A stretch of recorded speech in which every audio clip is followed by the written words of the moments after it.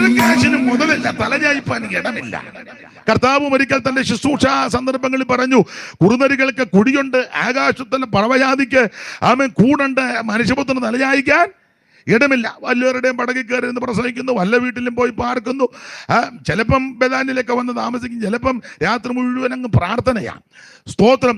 കഴിക്കാനില്ല, കുടിക്കാനില്ല, എന്ത് ബുദ്ധിമുട്ട്. പാപമടിക്കാൻ നമുക്ക് തുല്യമായി സകലത്തിലും പരീക്ഷിക്കപ്പെട്ട പരമവിശുദ്ധനായ ക്രിസ്തു. ആ ക്രിസ്തുവിന്റെ പുറകെയാ ഈ കോടിക്കണക്കിന് സ്ഥാപന ജംഗമ വസ്തുക്കളും ഈ നന്മകളും ഈ വിശേഷമായ കാര്യങ്ങളൊക്കെ ഉള്ള എബ്രായ ജാതി ഇതെല്ലാം വിട്ടേച്ച് യേശുവിന്റെ പുറകെ വന്നു. കയറി കിടക്കാൻ ഇടവില്ല, യോഗം നടത്താൻ സ്ഥലമില്ല, യാത്ര ചെയ്യാൻ വണ്ടിയില്ല. മിക്കപ്പോഴും ശുശ്രൂഷ കഴിഞ്ഞ് എല്ലാം വെച്ചെന്ന് പ്രാണം തല്ലിയായി പോകുന്നത്. സ്തോത്രം. അതുകൊണ്ട് ഈ കൂടെയുള്ളവരും വിശന്ന, അതുകൊണ്ട് ആരുടെയോ വയലിലിറങ്ങി കതിരി പറിച്ച് കൈകൊണ്ട് തിരുമി കഴിച്ചു വിശന്ന് പ്രാണം തല്ലി പോവുക. എനിക്ക് വന്ന് ചിമോന്റെ വീട്ടിൽ ചെന്നപ്പോൾ വിശപ്പ് കൂടിയത് കൊണ്ടായിരിക്കും കൈ കഴുകാതെ. അങ്ങനെയുള്ള നമ്മുടെ ആൾക്കാരും ഉണ്ട്. കല്യാണത്തിന് പോയാൽ കൈ കഴുകാതെ, എന്നിട്ട് കഴിച്ചു കഴിഞ്ഞിട്ടാൽ വെള്ളം എവിടെയാണ് തപ്പി കിടക്കുന്നത്. അപ്പം മനസ്സിലായി കൈ കഴുകാതായത്. കൈ കഴുകാരനെ ആദ്യം വെള്ളം ഉള്ളിടത്ത് പോയി കൈ കഴുകിയല്ലേ വന്ന്. നിങ്ങൾക്ക് മനസ്സിലാകുന്നില്ലേ? കഴിച്ചു കഴിഞ്ഞ വെള്ളം എവിടാന്ന്. അപ്പൊ മനസ്സിലായി കൈ കഴുകാതെ ആ കക്ഷി. യോ എന്നെ ഒരു അരുതാഴിയെ പോലെ. അത് ഞാൻ പറഞ്ഞ ന്യായമല്ലേ? പിന്നെ ഇനി അടുത്ത കല്യാണത്തിനാട്ടെ കൈ കഴുകി വെച്ചിരിക്കുക. ഇനിയിപ്പോ ഇതുവരെ പറ്റിപ്പോയി. അപ്പൊ ശിഷ്യന്മാരും അത് തന്നെ കൈ കഴുകാതെ ഭക്ഷണം കഴിച്ചപ്പോൾ പരീശന്മാരും ശാസ്ത്രിമാരും ഒക്കെ ഇങ്ങനെ നോക്കിയിരിക്കുകയല്ലോ കൊടുക്കാൻ. അപ്പൊ പറഞ്ഞു, നിന്റെ ശിഷ്യന്മാർ പൂർവന്മാരുടെ സമ്പ്രദായം തെറ്റിച്ചു, അവരെ കൈ കഴുകാതെ ഭക്ഷണം കഴിച്ചു, അകത്തോട്ട് ഒത്തിരി അഴുക്ക് പോയി. കർത്താവ് ഉടനെ തിരിച്ച് പ്രതിവചിച്ചു, അകത്തോട്ട് പോകുന്നതല്ല, അകത്തിൽ നിന്ന് വെളിയിലോട്ട് വരുന്നതാ. ദുശ്ചിന്ത, പക, ഈ അഴുക്കല്ല അകത്തിരിക്കുക. പക, പിണക്കം, ക്രോധം, ജാരശങ്ക, ഈർഷ്യ, ഇതെല്ലാം അഴുക്ക് സാധനമാ. ഇച്ചിരി കയ്യിലിരിക്കുന്ന അത് കുഴപ്പമൊന്നുമില്ല, അതൊക്കെ പൊക്കോളും, അതൊക്കെ പോകേണ്ട വഴി കൂടെ പൊക്കോളും. ഇതിനകത്തിരിക്കുന്ന അഴുക്കാ വിഷയം. ഇതിനകത്തിൽ നിന്ന് ഇതേ കളയണം. പകയും വൈരാഗ്യവും, എൻ്റെ ഭാഷയിൽ അങ്ങ് കുശുമ്പും കുഞ്ഞായ്മ എല്ലാം അകത്ത് വെച്ചോണ്ടാ ഗ്ലോറി എന്ന് പറഞ്ഞ് ഞെട്ടുന്നത്. ഇത് തമ്മിൽ കൂട്ടിയിടിക്കുന്നുണ്ടായിരിക്കും ഞെട്ടുന്നത്. അപ്പൊ അതുകൊണ്ട് ഒരു കാര്യം പറഞ്ഞ, അകം ക്ലിയർ ആകണം. ദൈവം ഇസ്രായേലിന് നിർമ്മല ഹൃദയമുള്ളവർക്ക് നല്ലവനാകുന്നു നിശ്ചയം. നമ്മുടെ ഹൃദയം നല്ലതാകണം. നിർമ്മല ഹൃദയന്മാർക്കൻ ദൈവം ആദാൽ നല്ലവനതിനില്ലൊരു വാദം. നിർമ്മല ഹൃദയന്മാർക്കൻ ദൈവം ആദാൽ നല്ലവനതിനില്ലൊരു വാദം.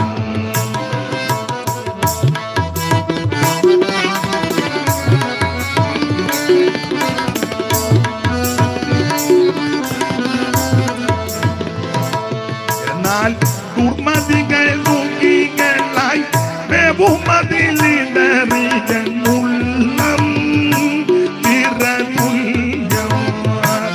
എന്നാൽ ദുർമതികൾ ദുഃഖികളായി ബഹുമതിലിടറിയുള്ളം നിറതുല്യം.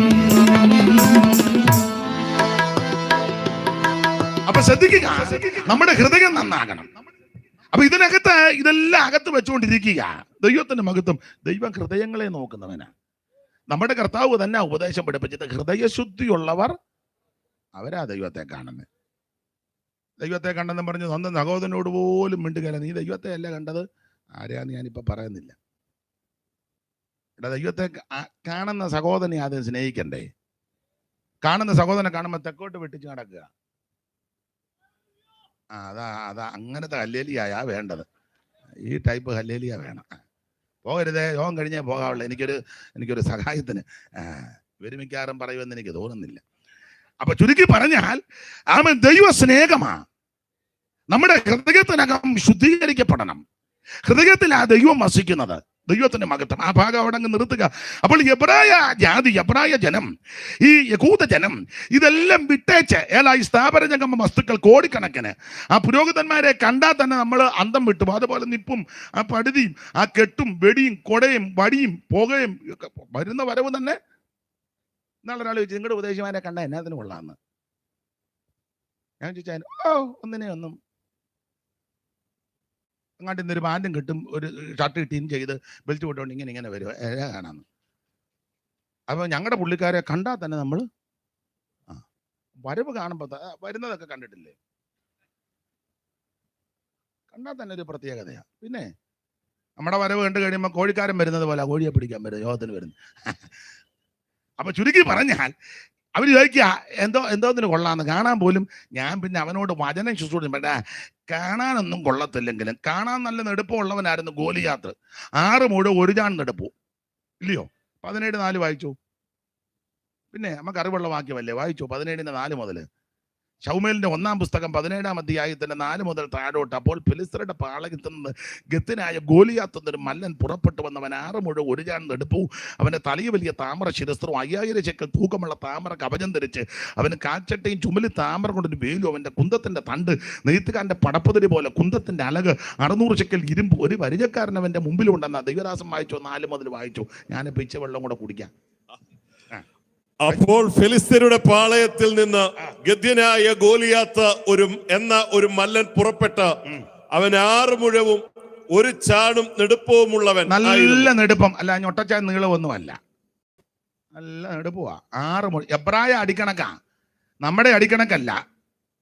നമ്മുടെ അടിക്കണക്ക് വെച്ച് നോക്കുമ്പോൾ 9 അടിക്ക് മേളിൽ വരുന്ന നെടുപ്പമുള്ളൊരുത്തൻ. അത്ര നല്ല നെടുപ്പുവാ. പിന്നെ അടുത്തത്, അവന് തലയിൽ ഒരു താമ്ര ശിരസ്ത്രം തലയിലും ഒക്കെ ഉണ്ട്. നമ്മുടെ തലയിലെ മുടിയല്ലാതെ വേറൊന്നും ഇല്ല. മറ്റേ തലയിലൊക്കെ എന്തെല്ലാം സാധനങ്ങളാ. പിന്നെ ഈയിടെ കണ്ടായിരുന്ന പേപ്പറിൽ തലയില എല്ലാ തലയിലും ഇരിക്കുക. പിന്നെ തലയില് അത്യാവശ്യം മൊത്തം ഇരുന്ന് നോക്കുക എന്നല്ല, തലയിലൊക്കെ ഒത്തിരി ഉണ്ടെന്ന്. പിന്നെ തലയിൽ താമര ശിരസ്ത്രം. പിന്നെ അവൻ 5000 ശേക്കൽ തൂക്കമുള്ള ഒരു താമ്ര കവചം ധരിച്ചിരുന്നു. ഇട്ടിരിക്കുന്നതാന്ന് അതിലും വില കൂടിയതാ. അതൊന്നും ഇവിടെ കിട്ടത്തില്ല, വേറെ ആർക്കോട്ട് ഇടാനും ഒക്കുകയില്ല. ഇട്ടാ ഒക്കുകയില്ല, ഇടിയുകയില്ല.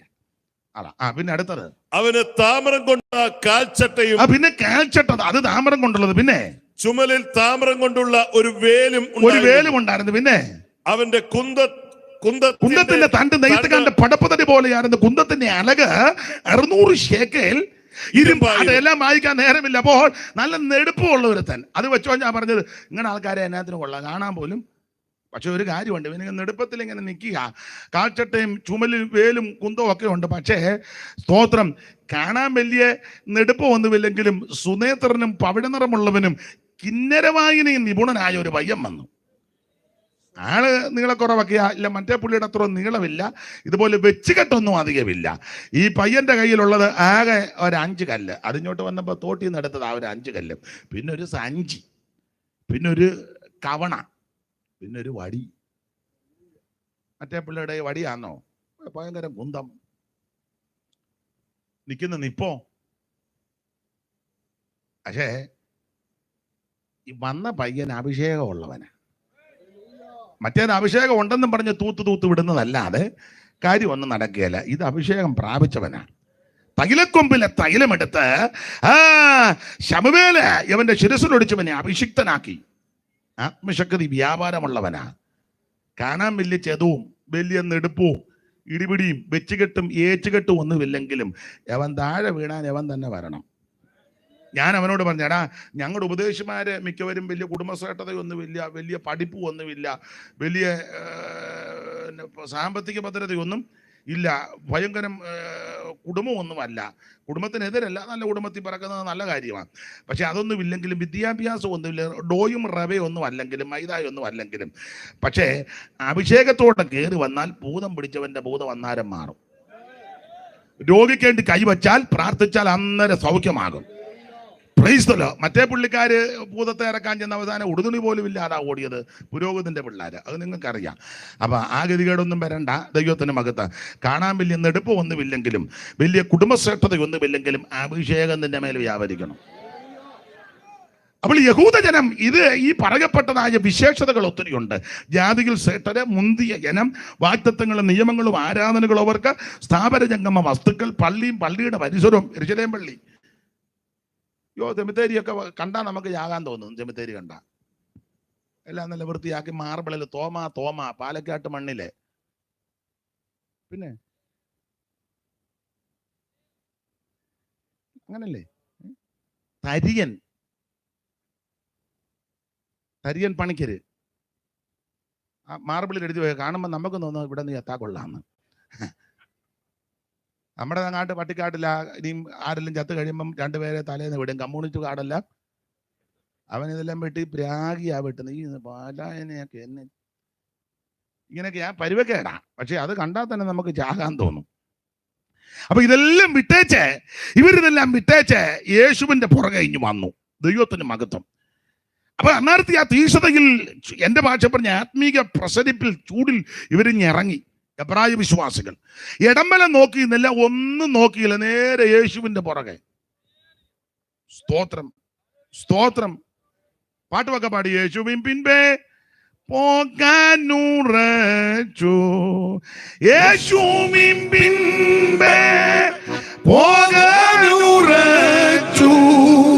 യേശുവിൻ പിൻപേ പോകാനുറച്ചു, പിന്മാറാതെ ഞാൻ മാറാതെ. ഞാന് മലയാളത്തിൽ പാടിയത് കൊണ്ടാണോ നിങ്ങൾ പാടാൻ? എന്നാ ഇംഗ്ലീഷ് ഇരിക്കട്ടെ. I have decided. എനിക്കറിയത്തില്ല.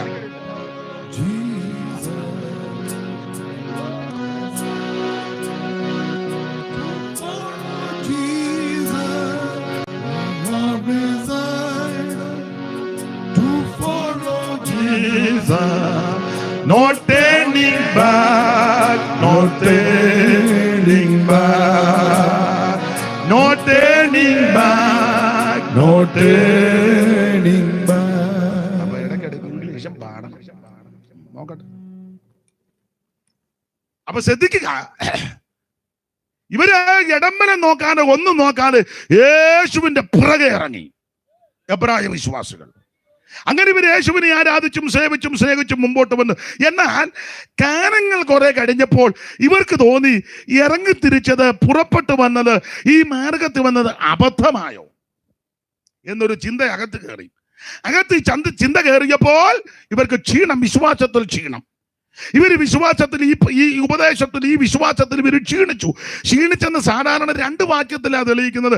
എപ്പോഴും ഞാൻ പറയാനുള്ള ഭാഗമാ, എന്നാലും ഒന്ന് വായിച്ചു, അറിവുള്ള വാക്യമാ. 6:12, 12:12 ഇവര് ക്ഷീണിച്ചു. അതിന് 2 വാക്യമാ തെളിവ്. അങ്ങനെ നിങ്ങൾ മന്ദതയുള്ളവരാകാം. അപ്പൊ ക്ഷീണിച്ചതിന് തെളിവാ. ഇപ്പൊ മന്ദത, ആ കയ്യടി ഇരിപ്പും ഒക്കെ കാണുമ്പോൾ ഒരു ചെറിയ മന്ദതയാ. ആ ഇരിപ്പൊക്കെ കാണുമ്പോൾ അറിയാം, ഒരു ചെറിയ കട്ടങ്കപ്പ തിന്നച്ചതുപോലെ യോഗത്തിന് വന്നിരിക്കുന്നത്. കട്ടുള്ള കപ്പ തിന്ന ഒരു ചെറിയ ഇരിപ്പ് കാണുക, കട്ടനടിച്ചായി ഇരിക്കുന്നേ. അപ്പൊ ഒരു ചെറിയ മന്ദത, ഇവർക്ക് മന്ദത പിടിച്ചു. അങ്ങനെ നിങ്ങൾ മന്ദതയുള്ളവരാകരുത്. മന്ദതയെല്ലാം മാറ്റണമെന്ന്. മന്ദതയെല്ലാം നീക്കുക, നിന്നടിയാലിൽ തന്നാരുൾ നല്ലുണർച്ചയെ. മന്ദത എല്ലാം നീക്കുക, നിന്നടിയാലിൽ തന്നാരുൾ നല്ലുണർച്ചയെ. വന്നോടുന്നൊരു ക്ഷീണം നിദ്രാമയക്കമിവ ഒന്നാകെ നീക്കിയെന്നിൽ തന്നിടുകാത്മശക്തി. വന്നിടുന്നൊരു ക്ഷീണം നിദ്രാമയക്കമിവ ഒന്നാകെ നീക്കിയെന്നിൽ തന്നിടുകാത്മശക്തി. നേരം പ്രിയ ദൈവമേ, നിന്നാത്മദാനം തന്നാലും പ്രാർത്ഥിച്ചിടുവാ. അപ്പൊ ശ്രദ്ധിക്കുക, എബ്രായ വിശ്വാസികൾ ക്ഷീണിച്ചു. അതാണ് മന്ദതയുള്ളവരാകാതെ മന്ദതയായി. ഇനി 12:12 വായിച്ചോ കർത്തൃദാസനെ. 12:12. ആകയാൽ തളർന്ന കൈയും കുഴഞ്ഞ മുഴങ്കാലും. അപ്പൊ കൈ തളർന്നു, കാല് കുഴഞ്ഞു. 6:12 മന്ദം വന്നു, തെളിഞ്ഞല്ലോ ക്ഷീണിച്ചെന്ന്. അപ്പൊ ഇവര് ക്ഷീണിച്ചു. എന്നാൽ ആരംഭകാലത്ത് ഇവർ തീക്ഷ്ണതയോടെ നിന്നവരാ. വിശ്വാസത്തിൽ വന്നപ്പോഴേ, ഈ മാർഗത്തിൽ വന്നപ്പോഴേ, യേശുവിന്റെ കൃപയിൽ വന്ന സമയത്ത് ഭയങ്കര തീക്ഷ്ണത. തീക്ഷ്ണതയുടെ വിശേഷത 2 വാക്യം വായിച്ച അല്ല, ഈ രണ്ട് കാര്യം കൊണ്ടാണല്ലോ തെളിയിക്കുന്നത്. 10:32 6:9 മുതലും വായിച്ചോ. 10:32. എന്നാൽ നിങ്ങൾ പ്രകാശനം ലഭിച്ച ശേഷം. അപ്പൊ ആരംഭകാലത്തെ കാര്യമാണ്. എന്നാൽ നിങ്ങൾ പ്രകാശനം ലഭിച്ച ശേഷം എന്ന് പറഞ്ഞാൽ യേശുവിനെ രക്ഷിതാവായി സ്വീകരിച്ച കാലം, ഈ മാർഗത്തിൽ വന്ന കാലം, ഈ കൃപയിൽ വന്ന കാലം, അതാ പ്രകാശനം എന്ന് പറഞ്ഞാൽ വെളിച്ചം. അത് യേശു ക്രിസ്തു, ദിവ്യ വെളിച്ചമാകുന്ന യേശു നിന്റെ ഹൃദയത്തിലേക്ക് വന്ന കാലം, യേശു നിന്റെ ഭവനത്തിൽ വന്ന സമയം, യേശുവിനെ അറിഞ്ഞ കാലം, അതാണ് പ്രകാശനം ലഭിച്ച ശേഷം. നിന്ദകളാലും പീഡകളാലും കൂത്തുകാഴ്ചയായി ഭവിച്ചും ആ വക അനുഭവിക്കുന്നവർക്ക് കൂട്ടാളികളായി തീർന്നും ഇങ്ങനെ കഷ്ടങ്ങളാൽ വളരെ പോരാട്ടം കഴിച്ച പൂർവ്വകാലം ഓർത്തുകൊള്ളണം. അപ്പൊ പൂർവ്വകാലത്ത് ഈ മാർഗത്തിന് വേണ്ടി നിവരെ നിന്നവരാ. അടിയും ഇടിയും പീഡകളൊക്കെ വന്നിട്ട് ഒന്നും പതറാനല്ല, തടിപ്പുറത്ത് വെട്ടി പോലാ നിന്ന ഈ മാർഗത്തിൽ. ഇടികൊണ്ട് ഊപ്പാട് വന്ന അമ്മമാരുണ്ട്. എന്നാലും ഞായറാഴ്ച തമ്പേരടി കേൾക്കുമ്പോൾ ചാടി ഹോളിൽ കയറും. ശനിയാഴ്ച വെള്ളിയാഴ്ചക്ക് നല്ല കുമ്മെന്ന അച്ചായം പിടിച്ച് ഇടിച്ചത്. പെന്തിക്കോസി പോടി മുടിക്കുത്തിന് പിടിക്കുകയും ഇടിക്കുകയും ഭിത്തിക്കിട്ട് ഇടിക്കുകയും. ഞങ്ങളുടെ ഒരു കൊച്ചമ്മ ഉണ്ടായിരുന്നു. കൊച്ചമ്മ ഞായറാഴ്ച എന്നോട് പറഞ്ഞു, എനിക്ക് തമ്പേരടി കേട്ട് കഴിഞ്ഞാൽ പിന്നെ വീട്ടിൽ ഇരിക്കാനൊക്കെ അല്ലെന്ന് പറഞ്ഞു.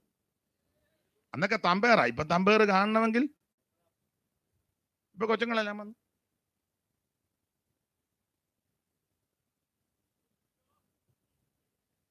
തമ്പേറടിക്കുമ്പം ചാടിഞ്ഞ് വരിക. ഇടിച്ച അച്ചായൻ ഈ മാർഗത്തിൽ വന്നു. കൊച്ചമ്മ പിന്മാറിയില്ല. അനാബന്ധിക്കോസ് നിന്ന പീഡ കൂത്തുകാഴ്ചയായി എന്തെല്ലാം ആക്ഷേപം, പരിഹാസം. ഇപ്പോഴും അങ്ങനെ ചിലരൊക്കെ അനുഭവിക്കുന്നവരുണ്ട്. നിന്ദിക്കും, അതും കടുത്തും എല്ലാം പറിച്ച് നടക്കുക. പിന്നെ വേറെ ഭാഷകളാ പറയുന്നത്. ഒന്നും പൊതുവിൽ ഇപ്പൊ പറയാൻ ഒക്കത്തില്ല. പൊതുവിൽ ഇപ്പൊ പലതും പറയാനൊക്കത്തില്ല. എന്നാലും ഞാൻ ചിലതൊക്കെ പറയും. സ്തോത്രം. എന്തെല്ലാം പ്രശ്നങ്ങളാ. ആക്ഷേപിക്കുകയല്ലേ. ഒരു കല്യാണ വീട്ടിൽ ചെന്ന് ആക്ഷേപിക്കുകയല്ലേ. ഇപ്പൊ എല്ലാവർക്കും സ്വന്തമായിട്ട് വാഹനം ഉള്ളത് കൊണ്ട് വലിയ കുഴപ്പം. പണ്ടൊക്കെ ബസ്സൊക്കെ കയറി നമ്മൾ സീറ്റിൽ നമ്മൾ പിടിച്ച് നിൽക്കുമ്പോൾ അപ്പുറം ഇരിക്കുന്നത് ഇപ്പുറം നിൽക്കുന്ന നോട്ടമൊക്കെ കാണണം. സീറ്റ് ഉണ്ടെങ്കിൽ അവരൊടന്നുകൂടെ അങ്ങ് വിരിഞ്ഞിരിക്കും, നമ്മളെ ഇരുത്താതിരിക്കാനാ. സ്തോത്രം. കല്യാണ പന്തിയിൽ നിന്ന് ഇറക്കി വിട്ടവരുണ്ട് പെന്തിക്കോസ് പോയതുകൊണ്ട്. പഴയ അപ്പന്മാർ പറഞ്ഞു കേട്ടി ഇല വലിക്കും. പെന്തിക്കോസ് നോക്കുമ്പം കഴുതലും കടുത്തലും ഇല്ല. ആണുങ്ങളെയും കണ്ടറിയും മീജയെല്ലാം മേടിച്ച് കരിക്കിന്റെ മോന്ത എത്തിയ പോലെ ഒക്കെ പണ്ടൊക്കെ അറിയാം. ഇപ്പൊ ഒന്നും അറിയാൻ മേല. പിന്നെ ഇടയ്ക്കിടയ്ക്ക് കൈ വെക്കുമ്പോഴാണ് നമ്മുടെ ആളാന്ന്. അപ്പൊ പണ്ട് കാലത്ത് ഇതൊക്കെ കണ്ടാൽ അറിയാം ആൾക്കാരെ. അങ്ങനെയൊക്കെ നിന്ദകളും പീഡകളും ആക്ഷേപങ്ങളും സഹിച്ച ഈ വേലയ്ക്ക് വേണ്ടി നിന്നത്. പാട്ടകൊട്ടി ഓടിച്ചവരുണ്ട്, ചാണകവെള്ളം തളിച്ചിട്ടുണ്ട്, ആക്ഷേപിച്ചു, നിന്ദിച്ചു, പരിഹസിച്ചു, മുടിഞ്ഞു പോകുമെന്ന് പ്രാഗിയവരുണ്ട്. ഞങ്ങളുടെ ഒരു കൊച്ചമ്മ, ഒരു അച്ചായനെ കുന്നുപറമ്പിലെ രാജു എന്ന് പറയും. അപ്പം അദ്ദേഹം പെന്തിക്കോസ് വന്നു. അവർ കനാനായ സമുദായത്തിൽ നിന്ന് വന്നവരാ. അപ്പം അവർക്ക് വേണ്ടപ്പെട്ട ഒരു അച്ഛനുണ്ട്. പേരൊന്നും ഞാൻ പറയുന്നില്ല. അച്ഛനും സഭയുടെ ഒരു പ്രധാനപ്പെട്ട ആളാ. അച്ഛനൊക്കെ പറഞ്ഞു, നീ മുടിഞ്ഞു പോവുകയുള്ളെന്ന്. പെന്തിക്കോസിൽ പോയതുകൊണ്ട് പുള്ളിയൊന്നും വേണ്ടിയില്ല. വർഷങ്ങൾ കഴിഞ്ഞ് പുള്ളിയെ നല്ല ജോലി കിട്ടി. അബുദാബിയിലെ എയർപോർട്ടിലെ നല്ല ജോലി. അദ്ദേഹത്തെ ദൈവം സഹായിച്ചു. അദ്ദേഹത്തിൻ്റെ കുടുംബക്കാരുമൊക്കെ പിന്നെ ഈ മാർഗത്ത് വന്നു. അദ്ദേഹത്തിൻ്റെ ഭാര്യയുടെ വീട് കല്ലിശ്ശേരിയിലെ വെട്ടാപ്പാല ജോർച്ചാൻ്റെ മകളാണ്. ഒരു മോളേ ഉള്ളു, സാലമ്മ. സാലമ്മ ആൻറ്റിനെയാണ് വിവാഹം ചെയ്തത് രാജിച്ചാണ്. വെട്ടാപ്പാല ജോർച്ചാണ്. ആ കൊച്ചമ്മ പേര് അന്നാമ്മ കൊച്ചമ്മ. എന്ന് അടുത്ത കാലത്ത് മരിച്ചു. ഞാനും പോയിട്ടുണ്ടായിരുന്നു. ഞാനല്ലെങ്കിലും അങ്ങനെ കൊള്ളത്ത് പോകുമല്ലോ. അപ്പോൾ അവിടെ ചെന്നു. അപ്പൊ ഈ അന്നാ കൊച്ചമ്മ എന്നോട് പറഞ്ഞതാ, അന്ന് പാസ്റ്റർ വി.എ. തമ്പി പാസ്റ്ററുടെ ആരംഭകാലത്ത് 3-4 സഹോദരിമാര് അദ്ദേഹത്തിന് സഹായമായിരുന്നു. പ്രാർത്ഥിച്ചും ഭൗതിക നന്മകളൊക്കെ അവരാലാവും വിധവൊക്കെ കൊടുത്ത്. അതിലൊന്നാണ് പുള്ളിയുടെ ബന്ധുക്കാരി തന്നെ. അത് വേറൊരു അന്നാമ്മ, തുണ്ടിമലയിലെ അവരുടെ മകൻ ഷിബു ആണ് തമ്പിച്ചാൻ്റെ മോളെ കെട്ടിയത്. ആ അമ്മമാരൊക്കെ ആദ്യം നല്ല ദീക്ഷതയോടെ നിന്ന അമ്മമാരാ. അപ്പൊ തുണ്ടിമല അന്നാമ്മ, പിന്നെ തലപ്പാല അന്നാമ്മ, തലയാറ്റിലേയമ്മ, തറക്കണ്ടത്തിൽ അന്നാമ്മ, 4 അമ്മമാരായിരുന്നു. അതിൽ ഈ അമ്മ ചിലപ്പം മിടുക്കിയ, നല്ല വർത്തമാനമൊക്കെ. എല്ലാ അമ്മമാരും നല്ല മിടുക്കികളാ. അപ്പൊ ഈ അമ്മ നല്ല മിടുക്കിയ. അപ്പം രായിച്ചാൻ കല്ലിശ്ശേരിയിൽ ഒരു വീടുമൊക്കെ വെച്ച് നല്ല ചുറ്റുപാടായി. ഇതയോ അദ്ദേഹം മാനിച്ചു. അപ്പം വർഷങ്ങൾ കഴിഞ്ഞ് ഈ അച്ഛൻ എവിടെയോ ഒരു ശുശ്രൂഷ കഴിഞ്ഞ് ഈ മതിലിൻ്റെ സൈഡിൽ കൂടെ റോഡിൽ കൂടെ പോവുക. നല്ല വെയിലുണ്ട്, കുടയായിട്ട് പോകുമ്പം ഈ കൊച്ചമ്മ അങ്ങനത്തെ ഒരു അമ്മയാണ്. അമ്മ പെട്ടെന്ന് ഗേറ്റിൻ്റെ വീട്ടോട്ടെന്ന് പറഞ്ഞു, അച്ചോ ഇങ്ങോട്ട് കയറി വാ, കുന്നുപറമ്പ് രാജുവിൻ്റെ വീടാ, മുടിഞ്ഞിട്ടില്ല, തണുത്ത വെള്ളം കുടിച്ചേച്ച് പോകാമെന്ന്. സ്തോത്രം. മുടിഞ്ഞില്ലെന്ന്. ചിലപ്പോൾ അവരിൽ ഓൺലൈനിലുണ്ടെങ്കിൽ കേൾക്കട്ടെ, ഉള്ള കാര്യമല്ലേ. അച്ഛനും പോയി, കൊച്ചമ്മയും പോയി, രാജു മുടിഞ്ഞില്ല. ഈ മാർഗത്തിൽ വന്ന ആരും മുടിയത്തില്ല. ഈ കൃപയിൽ വന്ന ആർക്കും ഒരു ദോഷവും വരികയില്ല. നിന്നെയും നിന്റെ സന്ധിതയെ ഉയർത്തുന്ന ഒരു ദൈവമുണ്ട്. നിന്നെ ആദരിക്കുന്ന ഒരു ദൈവമുണ്ടെന്ന് കരമുയർത്തി ദൈവത്തിന് മഹത്വം കൊടുക്കും. ഈ ഉപകാരം ചെയ്യുവാൻ യോഗ്യനല്ല ഞാൻ, ഈ ഉപകാരം ചെയ്യുവാൻ യോഗ്യനല്ല ഞാൻ. നീ കൃപ കാട്ടി നായക ജീവദായക, നീ കൃപ കാട്ടി നായക ജീവദായക. മനുവേല വന്ദനം മഞ്ഞിലേനായി മനുജാതിക്കായി വന്നതാ ഉന്നതാധിപ. മനുവേല വന്ദനം.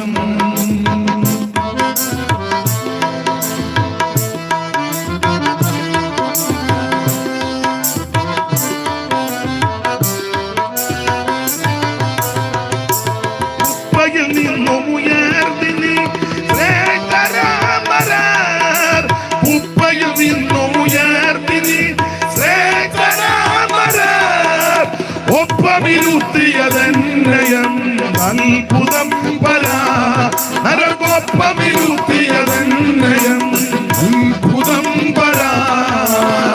മനുവേല വന്ദനം മഞ്ഞിലേനായി മനുജാതിക്കായി വന്നതാ ഉന്നതാധിപ. മനുവേല വന്ദനം. ഈ മാർഗത്തിൽ വന്ന ആർക്കും ഒരു ദോഷം വന്നിട്ടുമില്ല, വരത്തുമില്ല. നിന്നെയും നിന്റെ സന്ധിതിയെയും അനുഗ്രഹിക്കുന്ന ഉയർത്തുന്ന ഒരു ദൈവമുണ്ട്. അപ്പോൾ ആരംഭകാലത്ത് ഇവര് നിന്ദകളും പീഡകളും കൂത്തുകാഴ്ചയായി ഭവിച്ചും ആ വക അനുഭവിക്കുന്നവർക്ക് കൂട്ടാളികളായി ഭവിച്ചും. അടുത്ത പദമാ കഷ്ടങ്ങളാൽ പോരാട്ടം കഴിച്ച പൂർവ്വകാലം. എന്നെ കേൾക്കുന്ന പെന്തിക്കോസുകാരോട് ഞാൻ പറയാം, നീ അവൻ ഉപദേശം വിട്ടൊന്നും ചെയ്യരുത്, പ്രമാണം വിട്ടൊന്നും പോകരുത്. ഈ ഉപദേശത്തിന് വേണ്ടി നീ നിൽക്ക്. കർത്താവിന്റെ വരവ് താമസിച്ചാൽ നിനക്ക് നിന്റെ സന്തതിക്ക് ഒരു ദോഷവും വരികയില്ല. നിനക്ക് വിരോധമായിട്ടുണ്ടാക്കുന്ന ആയുധവും ഫലിക്കത്തില്ല. യഹോവ നിന്നെ ചുറ്റിപ്പരിപാലിക്കും. ദൈവം നിന്നെ കാത്തു സൂക്ഷിക്കും. നിന്റെ സന്തതിയെ ദൈവം ഉയർത്തും. ആമ ഒരു കുഴപ്പവും വരാൻ ദൈവം അനുവദിക്കത്തില്ല. തിരുവചനം പഠിപ്പിക്കുന്നത് ഒരു അനർത്ഥവും നിനക്ക് ഭവിക്കത്തില്ല. ഒരു ബാരകം നിന്റെ കൂടാരത്തിൽ അടുക്കത്തുമില്ല. പകൽ സൂര്യനെങ്കിലും രാത്രി ചന്ദ്രനെങ്കിലും നിന്നെ ബാധിക്കത്തില്ല. രാത്രിയിലെ ഭയത്തെയും പകൽ പറിക്കുന്ന അസ്ത്രത്തെയും ഇരുട്ടിൽ സഞ്ചരിക്കുന്ന മഹാമാരിയും ഉച്ചയ്ക്ക് നശിപ്പിക്കുന്ന സംഹാരത്തെ നിനക്ക് പേടിപ്പാനില്ല. ഏതോ ഒരു തീമതിലായി നിനക്ക് കൂടെ ഇരിക്കും. നിന്റെ സന്തതിക്കും ദോഷം വരികയില്ല, സന്തതിയുടെ സന്താനങ്ങൾക്കും ദോഷം വരികയില്ല. Price the Lord. പക്ഷെ പോരാട്ടം സഹിച്ച് നിൽക്കണം. ഈ പോരാട്ടങ്ങളുടെ നടുവിൽ പതറരുത്, പിന്മാറരുത്, പിറുപിറുക്കരുത്, ഇട്ടേച്ചോടരുത്. പിന്മാറുന്നുവെങ്കിൽ എന്റെ ഉള്ളത്തിന് അവന് പ്രസാദമില്ല. നാമോ നാശത്തിലേക്ക് പിന്മാറുന്ന കൂട്ടത്തിൽ അല്ല, മറിച്ച് വിശ്വസിച്ച് ജീവരക്ഷ പ്രാപിക്കുന്ന കൂട്ടത്തിലായിരിക്കണം. Price the Lord. അപ്പൊ ആരംഭകാലത്ത് വളരെ തീക്ഷണതയോടെ പോരാടി നിന്നവരായി ഇവര്. ഭയങ്കര തീക്ഷണത. ഇനി അവരുടെ തീക്ഷണതയുടെ വേറൊരു വിശേഷത 6-ാം അധ്യായത്തിന്റെ 9 മുതൽ വായിച്ചോ. തീക്ഷണതയുടെ വിശേഷത അറിവുള്ള വാക്യമാ വായിച്ചോ. എന്നാൽ പ്രിയമുള്ളവരെ, ഞങ്ങൾ ഇങ്ങനെ സംസാരിക്കുന്നു, നിങ്ങളെ കുറിച്ച് ശുഭമേറിയതും ഞങ്ങൾ ഇങ്ങനെ സംസാരിക്കുന്നെങ്കിൽ നിങ്ങളെ കുറിച്ച് ശുഭമേറിയതും രക്ഷയ്ക്ക് ഉതകത്തെന്നും വിശ്വസിക്കുന്നു. ദൈവം നിങ്ങളുടെ പ്രവൃത്തിക്കും വിശുദ്ധന്മാരെ സൂക്ഷിക്കുന്നതിനാലും തന്റെ നാമത്തോട് കാണിച്ച സ്നേഹവും മറന്നു കളയുവാൻ തക്കണം അനീതിയുള്ള ദൈവമല്ല. അപ്പൊ ഈ വാക്യത്തിന്റെ വെളിച്ചത്തിൽ ഇവർ ആരംഭകാലത്ത് നന്നായി ശുശ്രൂഷകൾ ചെയ്തവരാണ് എന്ന് പറഞ്ഞാൽ ദൈവമക്കളെ ആദരിക്കുകയും ദൈവദാസന്മാരെ മാനിക്കുകയും ദൈവവേലയ്ക്ക് ചുമല് കൊടുത്തവരാ. Praise the Lord. അവരെ മറന്നു കളയുവാൻ ദൈവം അനീതിയുള്ള ദൈവമല്ല. ഞാൻ എപ്പോഴും പറയും, നിങ്ങൾക്ക് അറിവുള്ള കാര്യമാണ്. പണ്ട് കാലത്ത് പെന്തിക്കോസിന്റെ ആരംഭകാലത്ത് 2 കോഴി മുട്ടയിട്ടാൽ, കടിഞ്ഞു കോഴിയാ, കോഴി മുട്ടയിട്ടാൽ അന്നൊക്കെ പരാതിന് പട്ടിണിയുള്ള കാലമാണ്. പഴയ അമ്മമാര് കൊച്ചുങ്ങൾക്ക് കൊടുക്കുകയല്ല മുട്ട. കോഴി കൊക്കിയ ഉടനെ അമ്മ എന്ന് മുട്ട അങ്ങ് എടുക്കും. അമ്മയ്ക്കറിയാം മുട്ട ഇടുമ്പോൾ കൊക്കുന്ന കൊക്ക. അന്നേരം മുട്ടയെടുത്ത് അമ്മ അടിച്ചു മാറ്റി അരിക്കകത്തോ തുണിക്കകത്തോ എവിടെയെങ്കിലും കൊണ്ട് പാത്ത് വെക്കും. കൊച്ചുങ്ങൾ വിശന്ന് കിടക്കുക, അതിലും കൊടുക്കുകയല്ല. അന്നൊക്കെ അധികം ആൾക്കാരില്ല. ഉപദേശിമാരൊക്കെ, പഴയ ഉപദേശി അപ്പച്ചനൊക്കെ നടന്ന് ക്ഷീണിച്ച് പൈപ്പിൽ വെള്ളമൊക്കെ കുടിച്ച് ക്ഷീണിച്ച് വരുമ്പം ചില വീടുകൾ അധികം വീടുമില്ലല്ലോ പെന്തിക്കോസ്, 1-2 വീടായിരിക്കും. ആ വീടൊക്കെ ഉന്നം വെച്ചായി ചെല്ലുന്നത്. ചെന്ന് കയറി ചെല്ലുമ്പോൾ തിണ്ണയിലിരിക്കും തഴപ്പായോ അല്ലെ തടുക്കോ സ്റ്റൂളോ ഒക്കെ ആയിരിക്കും, കൊടണ്ടിയൊക്കെ ആയിരിക്കും. ഇട്ട് കൊടുക്കുമ്പോൾ ഈ അമ്മ പെട്ടെന്ന് പാത്ത് വെച്ച മുട്ടയെടുത്ത് പുഴുങ്ങും. കട്ടൻ കാപ്പിയും കൊണ്ടുവരും. ചിലപ്പം മധുരം ഒന്നും കാണുകയില്ല, അത് അന്ന് ഇല്ലാഞ്ഞിട്ടാ. ഇന്നിപ്പം നമ്മുടെ കയ്യിൽ ഇഷ്ടം പോലെ വിൽക്കാൻ വരെ ഉണ്ട്. പിന്നെ ഇഷ്ടം പോലെ ഇന്ന് രാത്രി ഭാഷ വേണേ ഒരു 5 കിലോ തന്നേച്ച് പോകാന്നുള്ള പരുവത്തിനായിരിക്കുന്നത്, ഇഷ്ടം പോലെ ആയി. അപ്പം അന്ന് ഇതൊന്നും ഇല്ല. അപ്പം അതുകൊണ്ട് ആ കട്ടൻ കാപ്പിയും ഈ മുട്ടയൊക്കെ കൊടുക്കും. അത് നിങ്ങൾ കടിഞ്ഞുകോടിൻ്റെ മുട്ടയല്ലേ, ഇങ്ങനെ കടല കുറയ്ക്കും പോലെ. പിന്നെ പേരൊന്നും ഞാൻ പറഞ്ഞില്ല. പണ്ടൊരാള് മുട്ട കഴിച്ച് 28 മുട്ട കഴിച്ച്, താറാം മുട്ട. പുള്ളി പിന്നെ ഇരിക്കുക, ഇനിയും കൊണ്ടുവരാൻ പറഞ്ഞു. കന്നിടയ്ക്ക് തരിക ആ പറയരുതേ, സ്തോത്രം. പിന്നെ അല്ല, വേറെ മുട്ട തന്നെ കഴിച്ചു പുള്ളി ഉഴപ്പുകല്ല, അകത്തുനിന്ന് വരുന്നത് പത്തറിയാ വചനവേ. നമ്മൾ മുട്ടയെല്ലാം കഴിച്ചു പിന്നെ അനങ്ങാൻ മേലാതെ പോവുക മിണ്ടാതെ. പുള്ളി വചനത്തിന്റെ ഉപദേശങ്ങൾ അങ്ങോട്ട് പറയുന്നത്. അപ്പൊ പിന്നെ മുട്ട കൊടുക്കുന്നതുകൊണ്ടും കുഴപ്പം ഇല്ല. സ്തോത്രം. കൈയടിക്കുകയും പ്രാർത്ഥിക്കുകയും സ്തോത്രം വിചാരിക്കുന്ന മുട്ട കൊടുക്കാതിരിക്കുന്ന നല്ലത്, പിന്നെയും പരുവക്കേടാകും. അപ്പൊ ചുരുക്കി പറഞ്ഞാൽ അങ്ങനെയൊക്കെയുള്ള ആരംഭകാലത്ത് വളരെ തീക്ഷ്ണതയോടെ നിന്നവരുണ്ട്. അപ്പൊ ഇങ്ങനെയുള്ളവർക്ക് മക്കളെ പോലും കരുതാതെ സുവിശേഷ വേലക്കാരെ, സുവിശേഷ വേലയെ, സുവിശേഷത്തെ സ്നേഹിച്ച നിരവധി കുടുംബങ്ങളുണ്ട്. അവരെ ഒന്നും ദൈവം മറന്നില്ല, അവരെ ഒന്നും ദൈവം ഓർക്കാതെ ഇരുന്നില്ല. കാരണം മറന്നു കളയുവാൻ ദൈവം അനീതിയുള്ള ദൈവമല്ല. ഇന്ന് രാത്രിയിലും ഈ ദേശത്തെ വേലയ്ക്ക് വേണ്ടി ചുമല കൊടുക്കുന്ന നിന്നെ ദൈവം മറക്കത്തില്ല. ഈ കൺവെൻഷന്റെ പിന്നിൽ പ്രവർത്തിക്കുന്ന നിന്നെ ദൈവം മറക്കത്തില്ല. ഈ ദേശത്ത് ഇത് കേട്ടുകൊണ്ടിരിക്കുന്ന പ്രിയപ്പെട്ടവരെ മറക്കത്തില്ല. മറന്നു കളയുവാൻ ദൈവം അനീതിയുള്ള ദൈവമല്ല. Praise the Lord. അപ്പൊ ഇവര് ആരംഭകാലത്ത് ഇങ്ങനെയൊക്കെ തീക്ഷ്ണതയോടെ നിന്നവരാ, വളരെ തീക്ഷ്ണതയോടെ പ്രവർത്തിച്ചവരാ. എന്നാൽ ഇങ്ങനെയൊക്കെ ഇറങ്ങി ഇവര് കുറച്ചു കാലം കഴിഞ്ഞപ്പോൾ ക്ഷീണിച്ചെന്ന് 2 വാക്യം തെളിഞ്ഞല്ലോ. കയ്യും തളർന്ന് കാലും കുഴഞ്ഞു, മന്ദതയും വന്നു. അപ്പൊ ക്ഷീണിച്ചു കഴിഞ്ഞപ്പോൾ ഇവർക്കൊരു ചിന്ത, വിട്ടുപോകുന്നത് അബദ്ധമായോ, ഉപേക്ഷിച്ചത് മണ്ടത്തരമായോ, വേണ്ടാന്ന് വെച്ചത്. ഞാനൊരു കാര്യം പറയാ, ഇഷ്ടപ്പെട്ടാലും നീ കമ്മലും മാല ഊരിയതൊന്നും മണ്ടത്തരമല്ല. ഇപ്പൊ ഇട്ടോണ്ട് വരുന്ന പെന്തിക്കോസുകാരുണ്ട്, അത് കാണുമ്പോ നീ ഇളകരുത് മേരി. തൂത്തേച്ച് പ്രൈസ് ദി ലോർഡ്. മെഡലത്തരവൊന്നും പറഞ്ഞത് ഊരിയത് അബദ്ധമല്ലെന്ന്. അബദ്ധമല്ല, ഇടുന്നവൻ ഇടട്ടെ. നീ ഊരിയത് മണ്ടത്തരമല്ല. സ്തോത്രം. ബേബി, നീ മീശ പഠിച്ചതൊന്നും അബദ്ധമല്ല. ബ്ലേഡ് തെറ്റിക്കൊണ്ടുകൊണ്ട് പഠിച്ചാന്നോ? ഒരാൾ ഇന്ന് മീശ, അത് ഞാൻ ഷേവ് ചെയ്തപ്പോ അറിയാതെ കയറി, അത് അറിയാതെ വന്നതൊന്നുമല്ല, അറിഞ്ഞോണ്ടാ. സ്തോത്രം, സ്തോത്രം. നീ പലതും വേണ്ടാന്ന് വെച്ചത് അബദ്ധമല്ലെന്ന്. പഴയ ആചാരങ്ങൾ, അനുഷ്ഠാനങ്ങൾ, മാമൂലുകൾ, പിന്തുടർച്ചകൾ, കീഴ്വഴക്കങ്ങൾ, പാരമ്പര്യങ്ങൾ, പത്രോസ് പറഞ്ഞ വ്യർത്ഥവും പിതൃപാരമ്പര്യവും എന്ന ഈ വ്യർത്ഥമായ കാര്യങ്ങൾ വിട്ടേച്ച് നസറായന്റെ പുറത്ത് വന്നതും, യേശുവിനെ ആരാധിച്ചതും, യേശുവിനെ രക്ഷിതാവായി സ്വീകരിച്ചതും, നീ സ്നാനപ്പെട്ടതും, അഭിഷേകം പ്രാപിച്ചതും, കൂട്ടായ്മ വന്നത് അബദ്ധമല്ലെന്ന്. ഇത് മറന്നു കളയുവാൻ ദൈവം അനീതിയുള്ള ദൈവമല്ല. Praise the Lord. കല്ലുണ്ടു മുള്ളുണ്ടു കാഠിന്യമാം പള്ളും സഹിക്കണം നാമിനിയും. കല്ലുണ്ടു മുള്ളുണ്ടു കാഠിന്യമാം പള്ളും സഹിക്കണം. ഈ പാട്ട് എഴുതിയത് പേരുശ്ശേരി മത്തായിച്ചനാ, നമ്മുടെ കയമാത്തിച്ചാന്റെ അപ്പച്ചൻ, അസംബ്ലി സ്കൂളിലെ തുവയൂര്. പിന്നെ ചായന്റെ അപ്പച്ചൻ പേരുശ്ശേരി മത്തായിച്ചൻ. മത്തായിച്ചന്റെ പാട്ടുകളെല്ലാം നല്ല പാട്ടുകളാണ്, എന്ത് നല്ല സുഖകരമാണ്. സ്തോത്രം. ഇപ്പോഴത്തെ പാട്ട് പാടുമ്പോൾ അത്ര സുഖമൊന്നും. യേശു അങ്ങോട്ട് വന്നു, ഇങ്ങോട്ട് യേശു. ഇവന് പിന്നെ അങ്ങ് തുള്ളപ്പനി, വാദപ്പനിയാന്ന് തോന്നുന്നു. കുളിര് കയറുമ്പോൾ നമുക്ക് പണ്ട് പനി ഉണ്ടാകുമ്പോൾ പുതപ്പന് യേശു അങ്ങോട്ട്.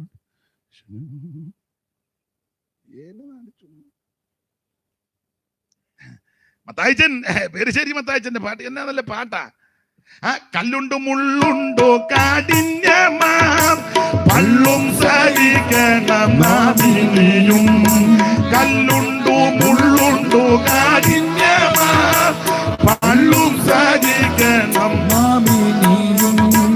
ഉള്ള വെളിച്ചത്തെ കൊള്ള ചെയ്തിടുന്ന, ഉള്ള വെളിച്ചത്തെ കൊള്ള ചെയ്തിടുന്ന കള്ള സഹോദരൻ ഉള്ളതിനാൽ വേഗം കള്ള സഹോദരൻ ഉള്ള